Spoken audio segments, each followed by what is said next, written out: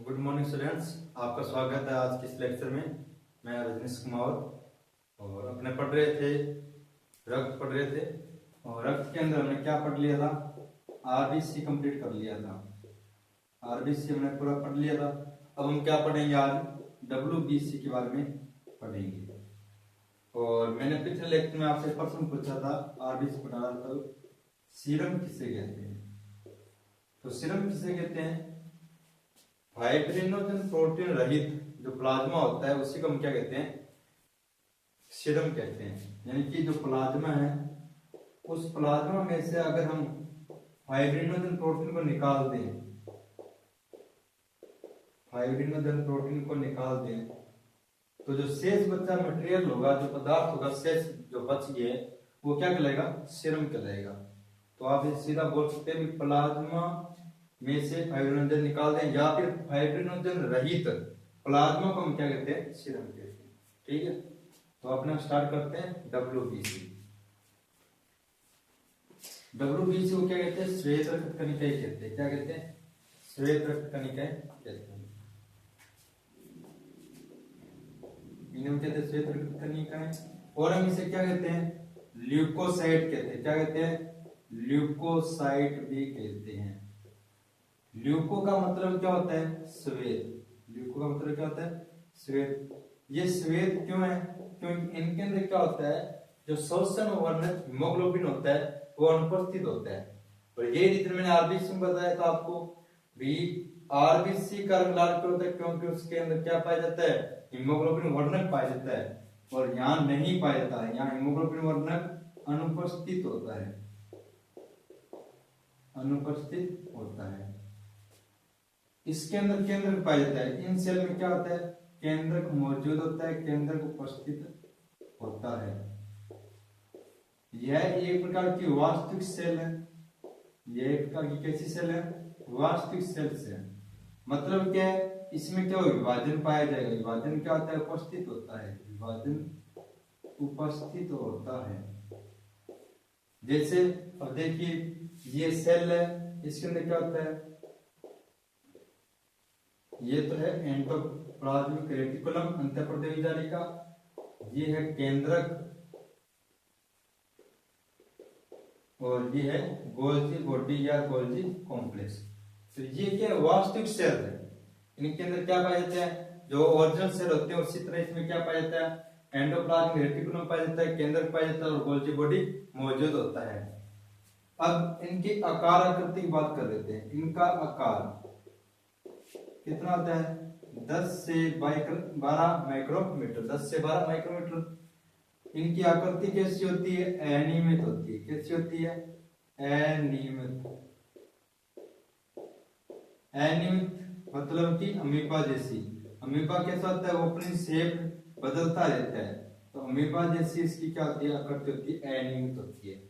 इनकी संख्या कितनी होती है?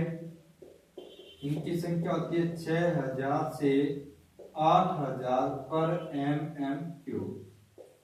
ठीक है, ये आपको संख्या ध्यान रखनी है। और जैसे कि मैं शुरुआत में बताया था लेक्चर के पिछले लेक्चर में, अब फिर बता रहा हूं। आपसे पूछा जाएगा आरबीसी अनुपात डब्ल्यूबीसी कितना होता है? तो आरबीसी की संख्या 600, डब्ल्यूबीसी की संख्या 1, यानी 600 अनुपात 1 के अनुपात होता है इनके। अगर आप उल्टा करके पूछ ले, पहले डब्ल्यूबीसी अनुपात आरबीसी पूछ ले तो अनुपात क्या आएगा? 1:600 आएगा। तो ये आपको ध्यान रखना है। ठीक है, अब इनका निर्माण कहाँ होता है? डब्ल्यूबीसी सेल का निर्माण कहाँ होता है? कहाँ होता है? एक तो होता है अस्थि मज्जा में। अस्थि मज्जा में भी निर्माण हो सकता है। दूसरा कहाँ हो सकता है? यकृत में भी निर्माण हो सकता है। और तीसरा कहाँ हो सकता है? लिम्फ नोड में। लिम्फ नोड में भी इसका निर्माण हो सकता है। ठीक है, इसका स्क्रीनशॉट ले लीजिए।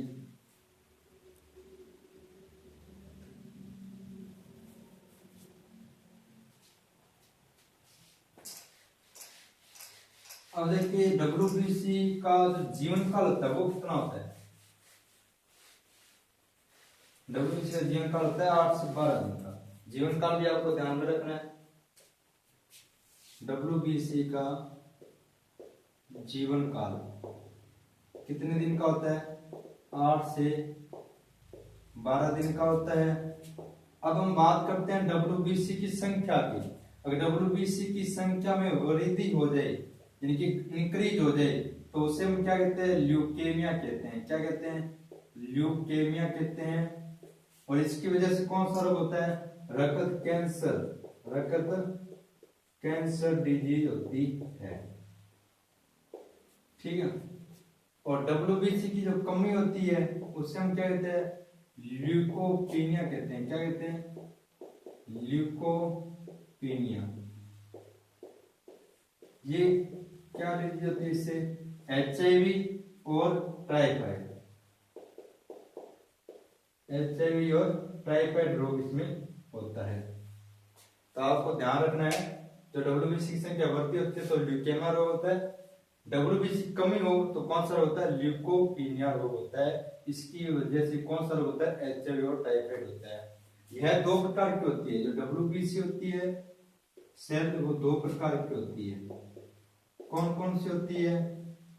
एक तो होती है कणकीय है और एक होती है अकणकीय। एक तो होती है कणकीय और एक क्या होती है? अकणकीय। कण का वो पता लगे, कण का मतलब क्या? ग्रेन्यूल।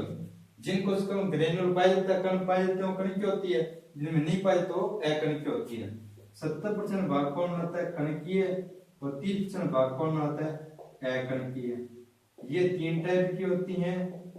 और जो अकणकीय होती है वो कितने टाइप की होती है? 2 प्रकार की होती है। ठीक है। अब इनको हम एक एक करके पढ़ते हैं। पहले कणकीय को पढ़ेंगे, फिर किसको पढ़ेंगे? अकणकीय को पढ़ेंगे। स्क्रीनशॉट ले लीजिए।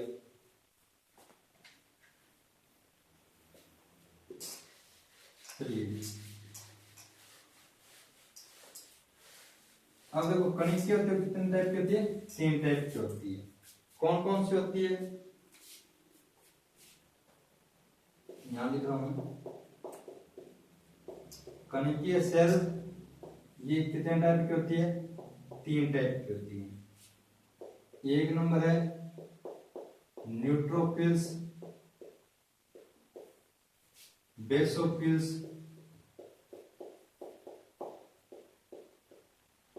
और थर्ड नंबर है इयोसिनोफिल्स।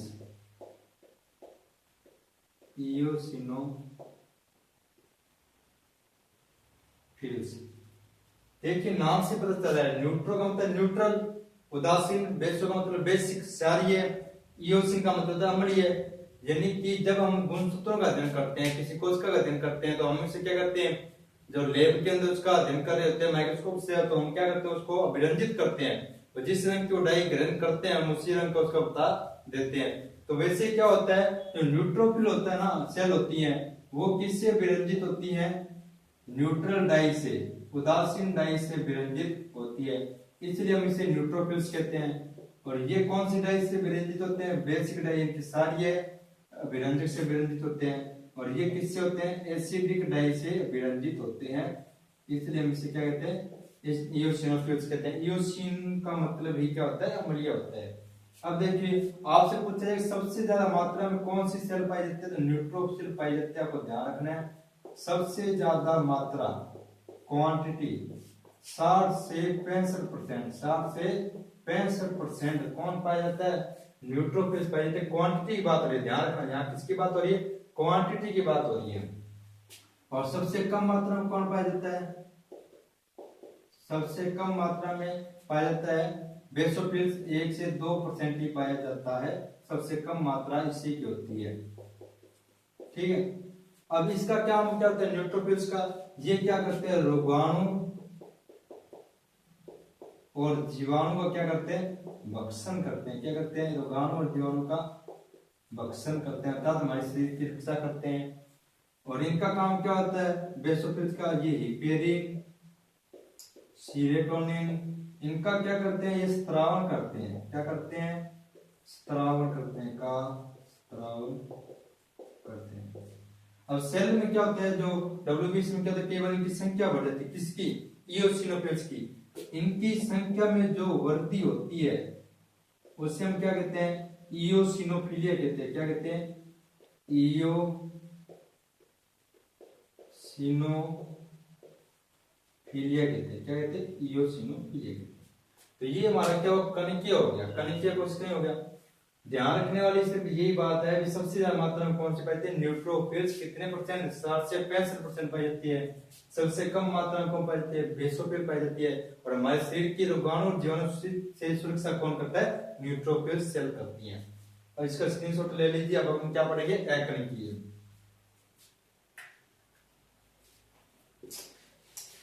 अब अकनिकीय सेल कितने प्रकार की होती है? 2 टाइप की होती है। कितने टाइप की होती है? 2 टाइप की होती हैं। कौन कौन सी होती है? एक होती है लिम्फोसाइट, एक होती है मोनोसाइट।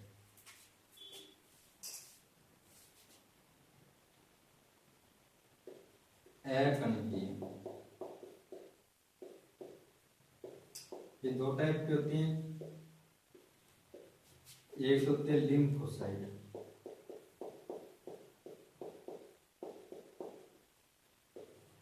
एक होती है मोनोसाइट।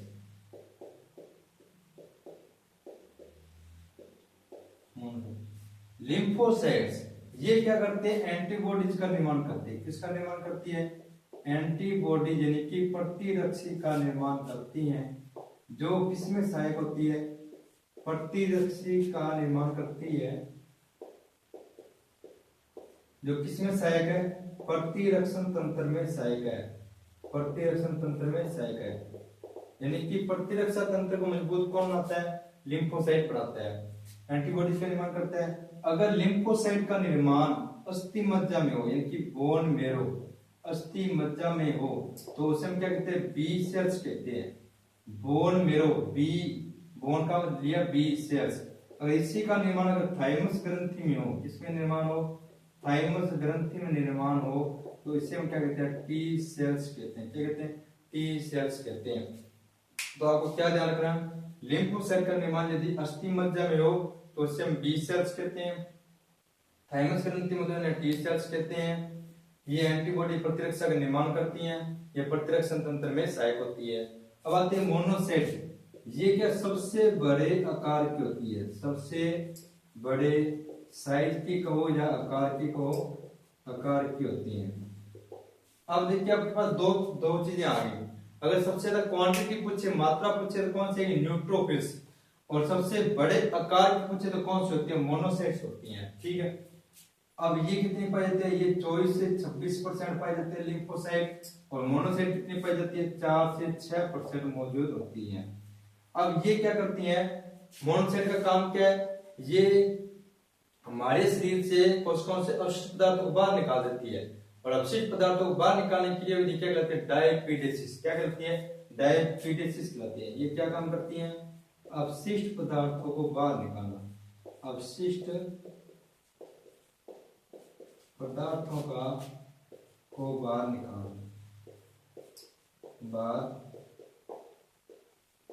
निकालना। और ये क्या कहलाता है? डायपीडेसिस। डायपीडेसिस कहलाता है। आपसे पूछा जाएगा डायपीडेसिस की क्रिया कौन करता है? RBC, WBC, platelets. तो आपने क्या बताया? डब्ल्यूबीसी। डब्ल्यूबीसी में पूछा जाए डायपीडेसिस की क्रिया कौन करता है? न्यूट्रोफिल, बेसोफिल, इयोसिनोफिल या मोनोसाइट? तो कौन करता है? मोनोसाइट करता है डायपीडेसिस। डायपीडेसिस का मतलब क्या होता है? अपशिष्ट पदार्थों को बाहर निकालना। ये इसलिए हम मोनोसाइट को क्या कहते हैं? शरीर की सैनिक कोशिकाएं कहते हैं। इन्हें कहते हैं मैक्रोपुलिसमेन। क्या कहते हैं? मैक्रोपुलिसमेन। जिस तरह से पुलिस क्या करती है? हमारी सुरक्षा करती है, उसी तरह ये हमारे शरीर की क्या करती है? सुरक्षा करती है। इसलिए इसे हम मैक्रोपुलिसमेन कहते हैं। ये शरीर की सैनिक कोशिकाएं होती हैं। ये हमारी रोग प्रतिरोधक क्षमता को बढ़ाती हैं। तो ये हमारा अकनिकीय कंप्लीट हुआ। अब हम क्या पढ़ेंगे? आरबीसी कंप्लीट हो गया, डब्ल्यूबीसी कंप्लीट हो गया। अब हम क्या पढ़ेंगे? प्लेटलेट्स के बारे में पढ़ेंगे। चलिए शुरू करते हैं। स्क्रीनशॉट ले लीजिए आप। हम स्टार्ट करेंगे प्लेटलेट्स। प्लेटलेट्स को क्या कहते हैं? पट्टिकाणु कहते हैं। क्या कहते हैं? पट्टिकाणु भी कहते हैं।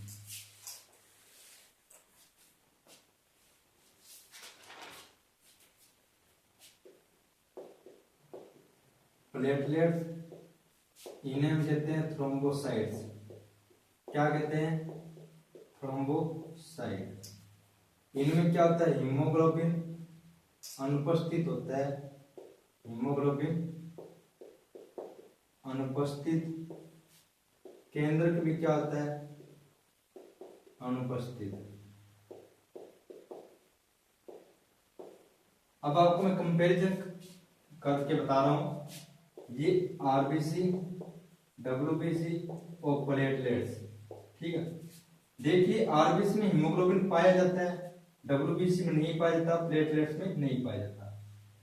जो डब्ल्यूबीसी होती है उसमें केंद्रक मौजूद होता है, केंद्रक पाया जाता है, लेकिन आरबीसी में नहीं पाया जाता, प्लेटलेट्स में नहीं पाया जाता। तो ये आपने मुख्य अंतर ध्यान रखना है, ठीक है।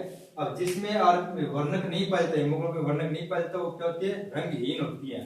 तो ये भी कैसी है, हीमोग्लोबिन अनुपस्थित होती है, ये कैसी है, रंगहीन है, रंगहीन है। इनका जीवन काल कितना होता है, जीवन काल होता है 3 से 10 दिन का, 3 से 10 दिन का होता है। इनका आकार कितना होता है, 6 से 8 माइक्रोमीटर, 6 से 8 माइक्रोमीटर का होता है। अब इनकी संख्या कितनी होती है, 2 से 2.5 लाख, कितनी होती है, 2 से 2.5 लाख।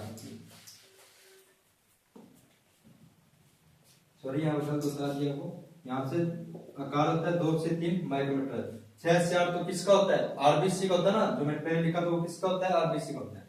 आकार 2 से 3 माइक्रोमीटर। इनकी संख्या देखिए कितनी होती है, 2 से 2.5 लाख पर mm क्यूब। इनकी आकृति कैसी होती है, इनकी आकृति होती है गोल या डिस्कनुमा, कैसी होती है, गोल या डिस्कनुमा होती है।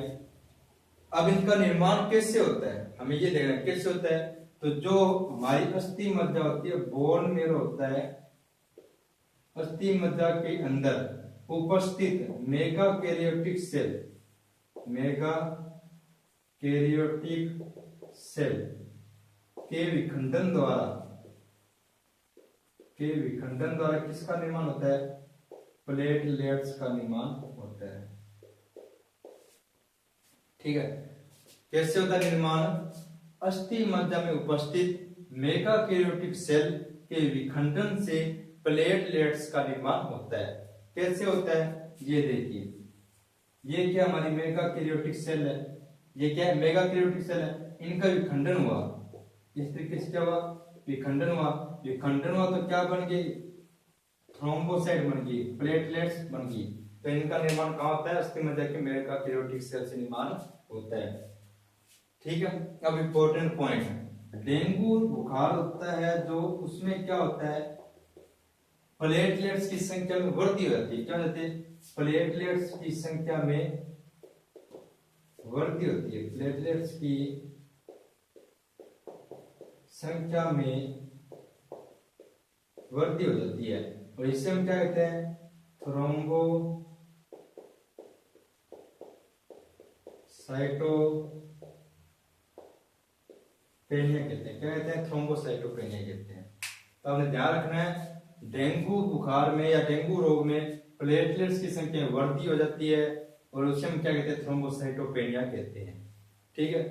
अब आता है लास्ट इंपॉर्टेंट पॉइंट, रक्त का थक्का जमता है तो उस टाइम एक एंजाइम की आवश्यकता पड़ती है। वो कौन सा एंजाइम होता है, थ्रोम्बोकाइनेज एंजाइम होता है। और वो किसके द्वारा स्रावित होता है, प्लेटलेट्स के द्वारा स्रावित होता है। कौन स्रावित करता है, प्लेटलेट्स, यानी कि पट्टिकाओं के द्वारा एक एंजाइम स्रावित होता है। उस एंजाइम का नाम क्या है, थ्रोम्बोकाइनेज, थ्रोम्बोकाइनेज एंजाइम ये स्रावित होता है। ये क्या करता है, जो प्रोथ्रोम्बिन प्रोटीन होती है उसको थ्रोम्बिन में बदल देता है। तो थ्रोम्बिन आगे क्या करती है, रक्त का थक्का जमाती है। तो ये हमारा प्लेटलेट्स कंप्लीट हो गया। अब हम क्या पढ़ेंगे, रक्त का थक्का कैसे बनते हैं, ब्लड क्लॉटिंग पढ़ेंगे। इसका स्क्रीनशॉट ले लीजिए। चलिए अब हम क्या पढ़ेंगे, रक्त का थक्का कैसे बनता है, रक्त का थक्का कैसे बनता है। रक्त के थक्के के अंदर क्या होता है, कुछ प्रोटीन की आवश्यकता होती है, कैल्शियम की आवश्यकता होती है, विटामिन के की आवश्यकता होती है, ठीक है।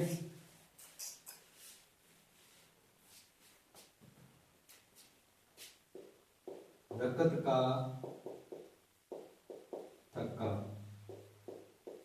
थक्का बनना, या इसे कहते हैं रुधिर स्कंदन, या इंग्लिश में कहते हैं ब्लड क्लोटिंग। ठीक है, अब देखिए सबसे पहले हम देख लेते हैं इसके पॉइंट जो ज्यादा इफेक्टिव है, उसका ध्यान रखना है अपने को। विटामिन के इसमें हेल्पफुल होता है, विटामिन के हेल्पफुल होता है। विटामिन के क्यों हेल्पफुल होता है? क्योंकि जो प्लाज्मा के अंदर जो दो प्रोटीन है, प्लाज्मा के अंदर जो दो प्रोटीन थी, एक तो थी प्रोथ्रोम्बिन, एक कौन सी थी? Fibrinogen protein, fibrinogen protein. ये दोनों प्रोटीन का निर्माण किस में होता है? यकृत में होता है। कहाँ होता है निर्माण इसका? यकृत में। और यकृत में इन दोनों प्रोटीन का निर्माण होता है किसकी वजह से? विटामिन के की सहायता से। और मैंने जब आपको प्लाज्मा पढ़ाया था तब मैंने बताया था आपको भी इन दोनों प्रोटीन का काम क्या है? यकृत का थक्का जमाती है। तो आपको पता है विटामिन के नहीं होगा तो यकृत इन दोनों का निर्माण नहीं करेगा, तो यकृत इनका निर्माण नहीं करेगा तो यकृत का थक्का नहीं बनेगा। तो पता लग गया एक विटामिन के आवश्यकता होती है और यकृत में निर्माण प्रोथ्रोम्बिन फाइब्रिनोजन प्रोटीन, ये दो प्रोटीन की आवश्यकता होती है। अब क्या होता है? जो थ्रोम्बोकाइनेज एंजाइम होता है, कौन स्रावित करता है? प्लेटलेट्स। अभी मैं आपको बताया, अभी मैंने इसी लेक्चर में थ्रोम्बोकाइनेज एंजाइम, वो क्या करता है? थ्रोम्बोकाइनेज एंजाइम कैल्शियम की मौजूद में काम करता है। इसलिए हमें किसकी आवश्यकता पड़ती है? कैल्शियम आयन की आवश्यकता जरूर पड़ती है। हमें कैल्शियम आयन की जरूरत है क्योंकि थ्रोम्बोकाइनेज एंजाइम होता है वो कैल्शियम एंजाइम, कैल्शियम की प्रेजेंस में क्या करता है? इसको क्या करता है? एक्टिव करता है। तो हमें उसकी आवश्यकता पड़ती है। तो ध्यान रखना, प्रोटीन, प्रोथ्रोम्बिन और फाइब्रिनोजन, विटामिन के, थ्रोम्बोकाइनेज एंजाइम आवश्यक होते हैं। ये थोड़ी सी जटिल प्रक्रिया है और ध्यान रखना आपसे टाइम पूछा जाता है। रक्त के थक्का बनने में 3 से 6 मिनट का समय लगता है। कितना लगता है?